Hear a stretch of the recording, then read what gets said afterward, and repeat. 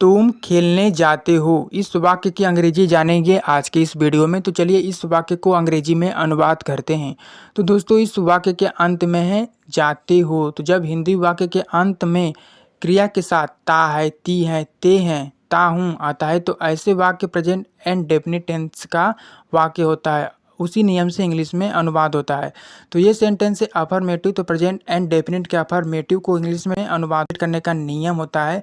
पहले लिखते हैं सब्जेक्ट। सब्जेक्ट है इसमें तुम, तो पहले हम लिखेंगे तुम की इंग्लिश यू, फिर लिखेंगे मेन वर्ब। मेन वर्ब है इसमें जाते हो, तो जाना की इंग्लिश लिखेंगे गो। अब देखिए जब सब्जेक्ट यू रहता है तो उसके वर्ब में यस या यस नहीं लगता है। फिर हम लिखेंगे खेलने जा, मतलब इसमें दो वर्ब है खेलने और जाने। तो जो दूसरा वर्ब है उससे हम टू लगा करके लिखेंगे टू प्ले। तुम खेलने जाते हो कि English you go to play, you go to play.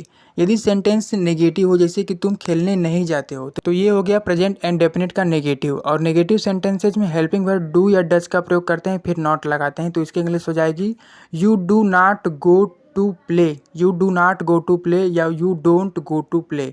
और यदि यही सेंटेंस इंट्रोगेटिव हो जैसे कि क्या तुम खेलने जाते हो, ये यस नो इंट्रोगेटिव सेंटेंस है, मतलब जिसका जवाब हाँ या ना में दिया जा सकता है। तो क्या की मीनिंग नहीं लिखते हैं ऐसे सेंटेंसेज में, क्या स्टार्टिंग में ही आता है। तो क्या की मीनिंग नहीं लिखते हैं, पहले हेल्पिंग वर्ब लिखते हैं फिर सब्जेक्ट। तो इसकी इंग्लिश हो जाएगी do you go to play, do you go to play.